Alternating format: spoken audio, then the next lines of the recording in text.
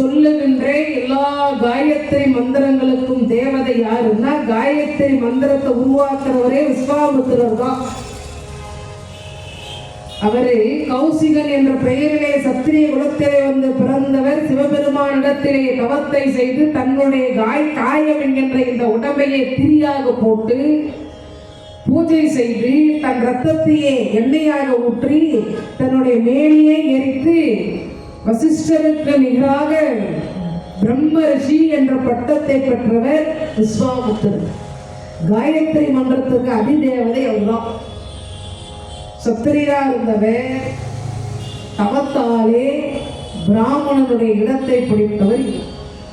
வசிஷ்டருக்கு நிகரா திரிசங்கு என்பவனுக்கு ஒரு சொர்க்கத்தையே உருவாக்கினவர் விஸ்வாமித்திரர். அவர் வராருன்னு உடனே ஓடி வந்தார் தசரத சக்கரவர்த்தி. வாருங்கள் வாருங்கள் முனிவர் பெருமானே வாருங்கள் என்று அழைத்து அவருக்கு சிம்மாசனம் தருகின்றார். தசரதா, தேவலோகத்துக்கு போயிருந்தேன். அங்க உன்னை பற்றி எல்லாரும் பெருமையா சொல்றாங்க. என்ன சுவாமி சொல்றாங்க? எல்லாரும் சொல்றாங்க, தேவர்களுக்கெல்லாம் ஒரு குறைன்னா நாமெல்லாம் பிரம்ம தேவரிடத்துல போவோம், மகாவிஷ்ணுவோட இடத்துல போவோம், சிவனிடத்துல போவோம். இனிமே அதுக்கெல்லாம் வேலையே இல்லை. நமக்கு ஒரு குறைன்னா தசரதத்துல போனா அந்த குறை தீர்ந்துடும். அப்படிப்பட்ட ஒரு சிறப்பான சக்கரவர்த்தி தசரதர் என்று உன் பெருமையை தேவலோகத்தில் பேசுறாங்கப்பா. அதாவது தசரதனை வந்து புகழற. கரடி எப்படி பிடிக்கணும்? கரடியை பிடிக்கிறாங்களே, கரடி உடம்புல முடியெல்லாம் பிடிக்கணும், பயங்கரமா கண்ணாடி காட்டி தான் கரடியை பிடிப்போம். புலிய, சிங்கத்தை பள்ளம் தோண்டி வலை போட்டி யானை எல்லாம். மனிதனை எப்படி பிடிக்கிறது? புகழ்ந்து. மனிதனை ஒருத்தரை பிடிக்கணும், ஒருத்தர் மனசுல இடம் பிடிக்கணும்னா அவங்கள புகழ்ந்து சொன்னா போதும். புகழ்ந்து சொன்னா அப்படியே வந்து உருகிடும். பேசியே மயக்கிறாங்கன்றாங்க பாருங்க. அதான் சில பேர் பேசும்போது பார்த்தீங்கன்னா நாங்கள் வாயான்னு தரதுன்னு பார்ப்போம். அவங்க அப்படி பேசுவாங்க, அவ்வளோ நைஸாக பேசுவாங்க. கீதையில் அது கூட ஒரு கீதையிலே கண்ணபுர மகாத்மா சொல்கிறேன், திட்டுறவங்களை நம்பு, நைஸாக பேசுகிறவங்கள நம்பாதது. பகவானே சொல்றார் கீதையை சாரத்தில்.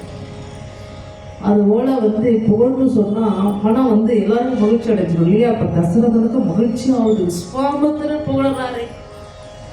ஏன்னா வசிஷ்டர் நம்ம குருநாதர், அவரு கூட போட்டி போட்டவர் இவர். அவரை ஒரு சிறந்த முனிவர் என்று ஏற்றுக்கொள்ளாதவர் இந்த விஸ்வாமித்திரர் வசிஷ்டரை. அப்பேற்பட்ட விஸ்வாமித்திரர் நம்மளை போய் புகழறாரேன்னு இவருக்கு ஒரே ஆனந்தமா இருக்குது.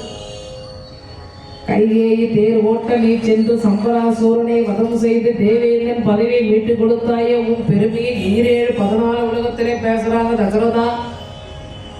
சுவாமி வாயால இதை சொல்லும் போது கேட்கறதுக்கு ரொம்ப மகிழ்ச்சியா இருக்குது. அடியேன்னு உங்களுக்கு என்ன சொல்ல நீ செய்ய வேண்டியது என்னன்னா, நாம் நலமாக வாழ வேண்டும் என்று ஒரு யாகம் நடத்தினால், நமக்காக நாம் நடத்தினால், அது வந்து அஸ்வமேதையாக நடத்தலாம், ராஜசையாக நடத்தலாம், சுபயாகங்கள் நடத்தலாம். உலகம் வாழ, உயிர்கள் வாழ, தேவர் வாழ, மனிதர் வாழ, முனிவர் வாழ நடத்துகின்ற யாகத்திற்கு பெயர் உத்தம யாகம். ஒரு அழிஞ்சு போகணும் நடத்துகிற யாகத்துக்கு பெயர் அகம யாகம். நான் உத்தம யாகம் 5 நாள் நடத்த போறேன் சித்ராசிரமத்திலே.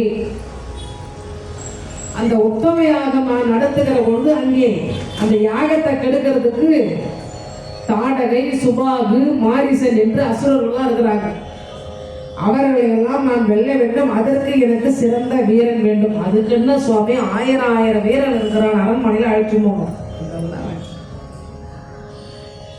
நான் வரட்டுமா? வேண்டாம்.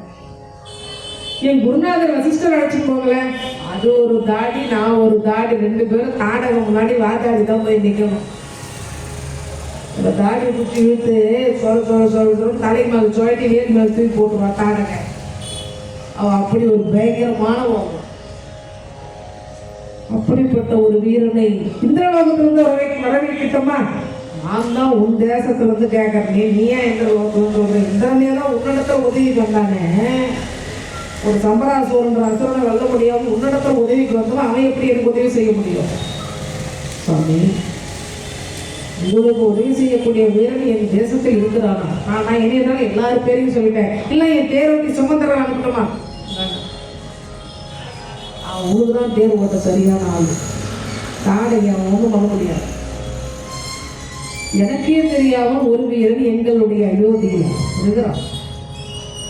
யார் சாமி அது? உன்னுடைய மைந்தன் ஸ்ரீராமன். 12 வயசு தான் ஆகுது ராமனுக்கு. கேட்ட உடனே தசரதர் கை கால்லாம் நடுக்குது. சுவாமி, ஓப்பனாடிங்க. 12 வயது ஆகின்ற பாலன் படந்தேன். அவனை போய் அனுப்ப சொல்றீங்களே. தாடகன்றவோ பயங்கரமானவோ, அவரை போய் குழந்தையால் என்ன பண்ண முடியும்? தசரதா, ஒரு முனிவன் உன்னிடத்திலே வந்த உதவி என்று கேட்கிறேன். என்னுடைய வேண்டுகோளை ஏற்றுக்கொண்டு உன்னுடைய பிள்ளை என்னோடு அனுப்ப போகிறாயா இல்லையா? அனுப்ப போகிறாயா இல்லையான்னு சொல்லும் போதே தசரதனுடைய சிம்மாசனத்தினுடைய காலை கிட்டு ஆடுதான். வசிஷ்டர் பார்த்தார், தசரதா, என்னிடத்திலே ராமன் பாடத்தை கற்றான். விஸ்வாமித்திரோடு செல்வதனாலே ராமனுக்கு பலன் உண்டே தவிர, இந்த சூரிய குலத்துக்கு பலன் உண்டே தவிர, அஜமகாராஜாவுடைய குலத்துக்கு பலன் உண்டே தவிர, இந்த மனு குலத்துக்கு பலன் உண்டே தவிர பாதிப்பு வராது. பிள்ளை அனுப்பிவிட்டு போய் வரட்டும். இதனால் நல்லது, பல நல்லது உனக்கு நடக்கும். இப்போ குருவாக்கை மீறக்கூடாது என்று தசரதன் உள்ளத்திலே தீர்மானித்து லக்ஷ்மணனை அழைத்து வர சொன்னார். ஏன்னா ராமா லக்ஷ்மணும் பெரிய இருக்கே இல்லை. லக்ஷ்மணன் யாரு? ஆதிசேஷனாக விளங்கக்கூடிய பாம்பு. ராம யாரு? பெருமாள். பெருமாள் இது கூட இருப்பார், பாம்பு கூடவே தான் இருப்பார். என்ன ஒரு ஆழ்வாரே பண்றார், இருந்தால் சிம்மாசனமா நடந்தால் குடையா. இருந்தால்னா உட்கார்ந்தா, அமர்ந்தால் அமர்ந்தால் சிம்மாசனமா, நின்றால் கொடையா, நடந்தால் தும்பட்டா. மாமி நடக்கிற பட்டு மெத்தையம் யாரு? ஆதிசேஷன். 1000 தலைகளையும் 2000 நாவினையும் உடைய ஆதிசேஷன். அவருக்கு தலை 1000 தலை, 2000 நாக்கு. ஆனால் திருப்பார்கடல அந்த 1000 தலையை அடக்கி கொண்டு 5 தலையோடு காட்சி தருவாராம். அப்படி பண்றேன் நின்றால் வரவடியா. எங்கேயோ ஒரு இடத்துல போயிட்டே இருக்கிற, அங்க அப்படியே நிழல் நிற்கிறாருன்னா ஆதிசேஷன் அப்படியே கொடையா நிற்பாராம். திருமாலுக்கு அரவு, திருமாலுக்கு அறவாரிய பாப்பு ஏற்பட்ட வேலையெல்லாம் செய்து. அப்படிப்பட்ட அந்த ஆதிசேஷன் லட்சுமணனை ஒன்று பிறந்துக்கிறார். அதனால தான் அவர் ராமர் கூடவே இருக்கிறார். திருமால் கூடவே தான் இருக்கு பாம்பு. ஏன்னா அவருக்கு வேலை செய்து தான் அதுக்கு வேலை. இப்போ லக்ஷ்மணனையும் உடன் அனுப்புகிறார். விஸ்வாமித்திரரும் ராம லக்ஷ்மணன் புறப்படுறாங்க சித்திராசிரமத்தை நோக்கி. தசரதர் காலில் விழுந்தாரு. ராமர் பெருமான் வசிஷ்ட மகரிஷியினுடைய பாதத்தில் விழுந்தாரு. தாய்மார்களுக்கு சொல்லிட்டு, அந்த சபையில் இருந்த பெரியவர்களுக்கு சொல்லிட்டு அங்கிருந்து புறப்படுறார். 12 எவ்வளவு ஒழுக்கத்தை சொல்லி கொடுக்குறாங்க பாருங்க. பசங்களுக்கு படிக்கும் போதே நீ பிஇ படி, நீ டாக்டர் படி, நீ பிடெக் படி, நீ எத்தா படி, நீ அத்தா படின்னு சொல்லவே வேணாம். அது எத்தா படித்தாலும் எதனா படிச்சும் போதும். படித்தவங்கெல்லாம் சாதிக்கிறதும் கிடையாது, படிக்காதவங்களாம் தோக்கிறதும் கிடையாது. அறிவாலெல்லாம் சாதித்தல் என்பது. படித்தவங்க எல்லாரும் சாதிக்கிறதுல நிறைய பற்று வேலைக்கே பார்த்துங்க, நிறைய பற்றுக்கிறாங்க. அப்புறம் அவங்க பாருங்க எந்த வேலைக்கும் போக மாட்டாங்க. ஏன்னா என் படிப்பு தகுந்த வேலை கிடைக்கல, என் படிப்பு தகுந்த வேலை கிடைக்கல, என் படிப்பு தகுந்த வேலை கிடைக்கல, உட்காந்து அப்பா அம்மா சொத்தை மொத்தத்தையும் சாப்பிட்டே தீர்த்துருவான். கொஞ்சமாக படிச்சிருக்கிறான் பாரு, அவன் எங்கே வேணாலும் வேலைக்கு போவேன். ஏன்னா நான் படிச்சுட்டு இதுதான், இதுக்கு இந்த வேலை கட்டிக்கிட்டே எனக்கு போதுன்ற எண்ணம் ஒரு நாள் தான். நிறைய படிக்க கூடாது. நிறைய படித்தவன் அறிவாளியும் கிடையாது, படிக்காதவன் முட்டாளும் கிடையாது. நீங்கள் நல்லா பாருங்கள், படித்தவன் சாதிக்க மாட்டான், படிக்காதவன் தான் சாதிப்பான். 5வது வயது வரைக்கும் 5 வகுப்பு தான் படிச்சிருப்பார், பெரிய தொழிலதிபராக இருப்பார். எதனால்? அறிவாலையும் திறமையாளன் தான். அதனால குழந்தைங்களுக்கு என்ன சொல்லித்தரணும்? ஒழுக்கத்தை சொல்லித்தரணும்.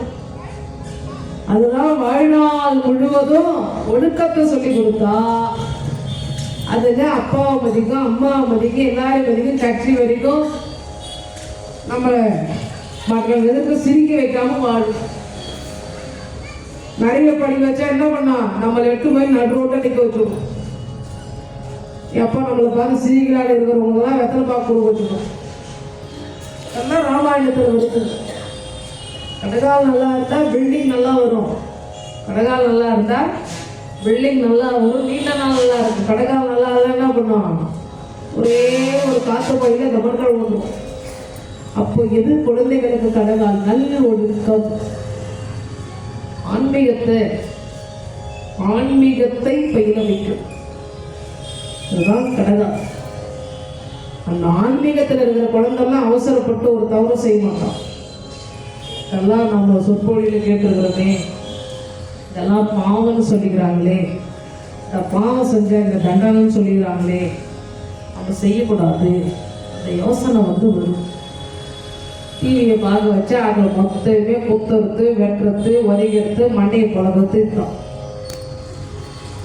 காட்டுறது மொத்தமே என்ன? இதுதான். சின்ன வயசுலேயே அதையே பார்க்குறது. வந்த பிறகு கேஸை திருப்பி பற்ற வைக்கிறது, வீட்டை வெடி கொண்டு வைக்கிறது, அதே மாதிரி காட்சி தான் ஊசி போட்டு தேவை வைக்கிறது. இதெல்லாம் காட்ட காட்ட கெட்டதே பார்க்கறதுனால என்ன பண்ணும்? மனதிலே கெட்டது படித்து கெட்டவனாயிருக்கும். அதனால இப்ப ராமர் எல்லாருக்கும் வணக்கம் சொல்லிட்டு போறாரு. எதனால? நல்லொழுக்கத்தை வசிஷ்டரிடத்திலே தசரதர் சொல்லிக் கொடுக்கப்படி சொன்னதனாலே பெரியோர்கள் எல்லாருக்கும் வணக்கம் சொல்லிட்டு விஸ்வாமித்திரோடு போயிட்டு வாங்க சொல்றாங்க. வருகிறாங்க, நடந்தே வருகிறார். தான் ராஜ புதல்வன் என்ற எண்ணம் எல்லாம் இல்லை. தசரதர் சொல்றார், என் குழந்தை நடந்து போனது இல்லைங்க, நான் பெரிய தேர் அனுப்புறேன். விஸ்வாமித்திரர் சொன்னார், அதெல்லாம் கூடாது. ஈ போவோம், எறும்பு போவோம், சின்ன சின்ன பிராணிகள் போகும்.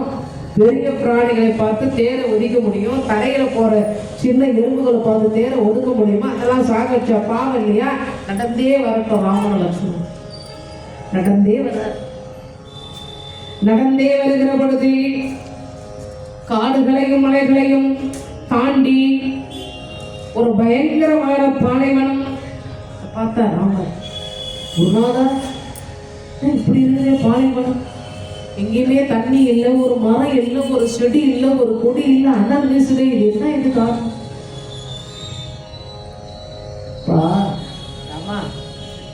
சுந்தன் என்ற ஒரு யட்சன் இருந்தான். அந்த சுந்தன் என்ற யட்சன் 1000 யானை பலம் உள்ள ஒரு பெண்ணை பெற்றான் மகளாக. அவள் பெயர் தாடகை. அந்த தாடகையை குந்தன் என்பவன் மணந்து கொண்டான். அவர்களுக்கு சுபாகு, மாரீசன் என்று 2 பிள்ளைகள் பிறந்தார்கள். அகத்தியர் அற்புதமாக நந்தவனம் வைத்திருந்தார். அதை போய் இந்த தாடகையினுடைய கணவன் அந்த நந்தவனத்தை அடித்தால். இதனால கோபமடைந்த அவர் முறைச்சு பார்த்தார். அவன் எட்டி சொக்கல போயிட்டான். அவனுடைய பிள்ளைகள் கல்லையும் மண்ணையும் எடுத்து அகத்தியர் மேல போட்டாங்க. உடனே தாடகையும் அவரை முறைத்தாள். அகத்தியர் சொன்னாரே, இவங்க 2 பேரும் சிறு பிள்ளையா இருக்கிறதுனால, நீ பெண்ணா இருக்கிறதுனால உன்ன நான் அடிக்கலை. என்னுடைய தவசக்தினால நீங்க அரக்கர்களாக மாறி இந்த காட்டிலே திரிந்து கொண்டிருங்கள். ஒரு மனிதனால் சாக கடவுள் சாபம் கொடுத்தாரு. அவள் அரக்கியா மாறினதுனாலே, எச்சியாக இருந்த அவள் அரக்கியாக மாறியதனாலே அவளுடைய கோப தீப்பட்டு பாலைவனம் வாங்கிவிட்டது. அவ பயங்கரமான கொடியவும் சொல்லிக் கொண்டே இருக்கிறார். அதுக்குள்ள தாடகை வரா அப்படின்னு சொல்லின்னு வரா. குருநாதா, இவ யாரு? இவன் தான் தாடகை. இந்த காட்டில் முனிவர்கள் விட்டு வச்சுக்கிறா, ஏன் தெரியுமா விட்டு வச்சுக்கிறா? சாப்பிடாத மிருகமே கிடையாது. நாயிலிருந்து எல்லா ஜீவராசியும் திருவிட்டான். இல்லை எங்களெல்லாம் சாப்பிடல. ஏன் சாப்பிடலன்னா நாங்கள்லாம் தவறு செஞ்சு செஞ்சு உடம்பெல்லாம் மெச்சு போயிடும். இதுங்க உடம்புல எலும்பை தவிர கட்சி இருக்கிறது துளி சதை கூட இருக்காதுன்னு சொல்கிறதுனாலே எங்களை சாப்பிடாம விட்டு வச்சுக்கிறாங்க. எல்லாம் எங்களை கூட எப்போ சாப்பிட்டு தீர்த்துட்டு இருப்பான். குருநாதா இப்பொழுது என்ன செய்வது? அவள் மீது அம்பு போட்டு கொள்ளுறாமா? குருநாதா பெண் மீது அம்பு போடலாமா? பெண் மீது தான் அம்பு போடக்கூடாது. இவ பெண் இல்லை, பெண் வடிவத்தில் இருக்கக்கூடிய பயங்கரமான பூதம். இந்த பூதத்தால தீங்கே தவிர ஒரு நல்லது இதுவரை யாருக்கு நடந்ததில்லை, இதுக்கு மேல நடக்க போறதில்லை. முனிவர்கள் முதல் கொண்டு எல்லாருக்கும் துன்பம் தான். அவ மேல அம்பு போட்டு கொள்ளணும் ஒரு அம்பு கொடுத்தார். இரக்கம் என்பதை இவரிடத்திலே நீ காட்டக்கூடாது. இரக்கம் என்பதற்கே தகுதியற்றவள் இவள். இவள் மீது அம்பு போட்டு கொல்லுவா என்றவுடன் இது குருவினுடைய கட்டளை என்று யோசித்த ராமச்சந்திர பிரபு தோல் இருக்கிற உள்ளில அம்மா மாட்டி சொரால் அடித்தார். தாடகனுடைய உள்ளே சென்ற அம்பு இப்படி வெளியே வந்து விழுந்தாங்க. எப்படி இருக்குதுன்னா திட்டினே இருக்கும். ஏண்டா உனக்கு பொறுப்பு இருக்குதாடா, பொறுப்பு இருக்குதாடா, அப்படி தெரிஞ்சு வரையடா.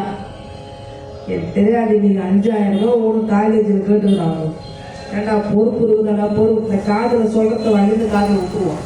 நான் கேட்டது அதுபோல் இந்த காதிலே வாங்கி இந்த காதிலே நல்லதை விட்டுறவங்க எப்படி விட்டுறாங்களோ அது போல ராமர் எழுதி அம்பு இந்த பக்கம் உள்ளே போய் இந்த பக்கம் வெளியே விட்டுருச்சு. கம்பர் சொல்கிறேன். தாடகை இறந்து போனால் சித்ராசிரமத்தை நோக்கி வந்தார். இப்பொழுது அற்புதமாக யாகமானது ஆரம்பிக்கப்படுகிறது. பல அஸ்திரங்களை 500 வகையான அஸ்திரங்களை தருகின்றார். இப்ப தசரதர் பேச்ச கேட்டு ராமர் அங்கேயே இருந்திருந்தா இந்த நல்லதெல்லாம் அவருக்கு நடந்திருக்குமா? அதாவது விஸ்வாமித்திரருக்கு ராமரால் நடைபெற்ற நலன் 10 மடங்கு தான், 10% தான். விஸ்வாமித்திர ராமனுக்கு 90% நல்லது நடக்குது. எதுக்கு அந்த அஸ்திரம்லாம் கொடுக்குறாரு? இந்த அரக்கர்களை நீ எப்படி இங்கே அடிக்கிறாயோ அதே போல எதிர்காலத்தில் லங்காபுரியிலே விளங்கக்கூடிய அரக்கர்களை அடிக்க வேண்டும் என்பதற்காக இப்பயே கொடுக்குறாரு அஸ்திரத்தெல்லாம். இப்ப தெரியாது ராமருக்கு, பிறகுதான் தெரிய போதும். 500 வகையான விதவிதமான அஸ்திரங்களை எல்லாம் தருகின்றார். அந்த அஸ்திரங்களை எல்லாம் ராமன் வாங்கி வைத்துக் கொண்டார். அப்பொழுது யாகமானது ஆரம்பிக்கப்படுகிறது. பல தெய்வீக பலத்தை கொடுக்கிறார் இந்த விஸ்வாமித்திரர். விஸ்வாமித்திரரோடு வந்ததுனாலே வசிஷ்டர் சொன்னார் அல்லவா, சூரிய குலத்துக்கே விஸ்வாமித்திரரோடு ராமன் செல்வதனால் நல்லதான் நடப்பதை தவிர கெட்டது நடக்காதுன்னாரே. அந்த வார்த்தை அப்படியே பலிக்கிறது. அற்புதமாக அவருக்கு நல்லது நடக்குது. யாகம் ஆரம்பிச்ச உடனே சித்ராசிரமத்துல யாகம் நடக்குது. தாடகனுடைய பிள்ளைகள் சுபா குமாரிசர் 2 பேரும் வரான். மாமிச மலையை தூக்கின்னு வரான். யாகத்துல போட்டு யாகத்தை நாசம் பண்றது. ராமச்சந்திர பிரபு பார்த்தார். வடக்கே ராமர், தெற்கே லக்ஷ்மணன் காவல் புரிகிறார். ராமர் பெருமான் வில்லை எடுத்து ஒரு அம்பு போட்டார். யாக குண்டத்துக்கு எப்படி நிகழ்ச்சி கேட்கறதுக்கு பந்தல் போட்டு வைக்கப்பட்டிருந்தது, அது மாதிரி பந்தல் போட்டார். யாகத்துக்கு எதுவுமே உள்ள இறங்க முடியாது. மாமிச மலையை எடுத்துக்கொண்டு போடுகிறார்கள். சரத்தாலே கூடம் வைத்தார் ராமர் பெருமான். யாகம் படையராத நடக்குது. விஸ்வாமித்திரர் பார்க்கிறார். குருநாதா நீங்க நடத்துங்க, நான் பார்த்துக்கிறேன். சுபாகு மாரிசன் 2 பேர் மீதும் பானத்தை செலுத்துகிறார். சுபாகு அங்கே இறந்து விட்டான். மாரிசனும் ஓடி சென்று கடலே புகுந்து ராவணத்திலே போய் சேர்ந்து ராவணத்திலே இருக்கின்ற அரக்க சக்தியினாலே போயிட்டாங்கம்மா. அரக்க சக்தியினாலே மாரிசன் பின்னாலே இந்த ராமனை பழி வாங்குவேன் என்று ராவனோடு போய் சேர்ந்து கொண்டார். இப்ப 5 நாள் உத்தம யாகமானது முடிந்தது. யாகமானது முடிந்தவுடனே மிகுந்த மகிழ்ச்சியானது வந்து சேர்ந்தது இந்த விஸ்வாமித்திரருக்கு. அற்புதமாக ராமனை வாழ்த்துவிட்டு மிதிலாபுரியிலே விளங்கக்கூடிய சீத்தையினுடைய சிறப்புகளை பற்றி கேள்விப்படுறார். இப்ப சீதாவை தெரிய வருது.